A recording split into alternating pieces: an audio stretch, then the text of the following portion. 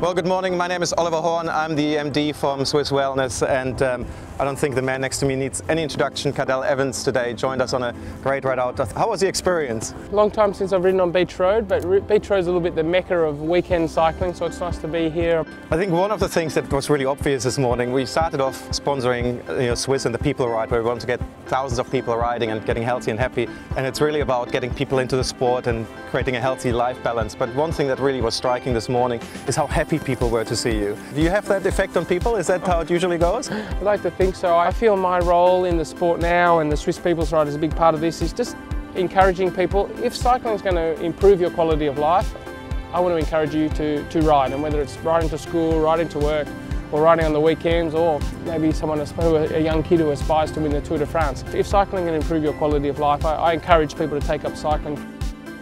Being obviously one of the most talented cyclists Australia has ever produced, and actually arguably probably in the world. Really interesting to hear your view on what you pass on to your children in general about what you've learned to perform at your best.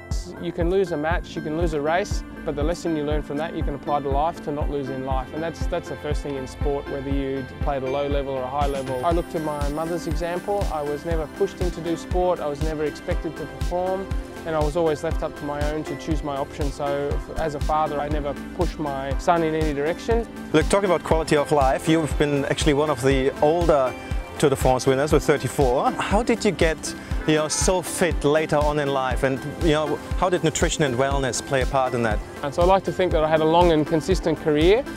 Big part of that, and I say I learned this from sport, this applies to life, is activity. Obviously in elite sport, that's training, but also looking after yourself. Recovery and nutrition. My mother was a big, eat lots of vegetables. That was probably the start of it. Helped create a stronger physique. Let's talk about the upcoming event in January, the Cadel Great Ocean Road Race and the People's Ride Swisse. Talk us through how that weekend looks like. So we have on Thursday a little bit warm-up race for the pros, but also for those involved in cycling, the Race Melbourne on the Formula 1 Grand Prix circuit, the evening circuit race, men's and women's, and we're looking like we're going to get some of the top sprinters in the world here. I won't confirm any names just yet, but there's a lot of interest. Saturday morning, big part of the weekend is the Swisse People's Ride. Everything from a 25 kilometre up to 120 kilometre loop. Women's elite road race in Saturday afternoon, and then the men's World Tour race on Sunday. I'm going to try to attempt the 120k on the Swisse People's Ride. What are your recommendations, tips for a weekend warrior to survive those 120? The more you practice, the easier it gets, and so the more training you do beforehand, the easier it'll be on the day. On the day, I just pay particular attention to protecting yourself from the sun if it's going to be a warm day, and hydration is the key thing in cycling, and that's where also you want to think of something beyond just water, and that's where of course your supplements, the magnesium supplements and the electrolytes become actually very important. Cadel, you've been an absolute superstar. You are a superstar. You're a gentleman. Thank you very much.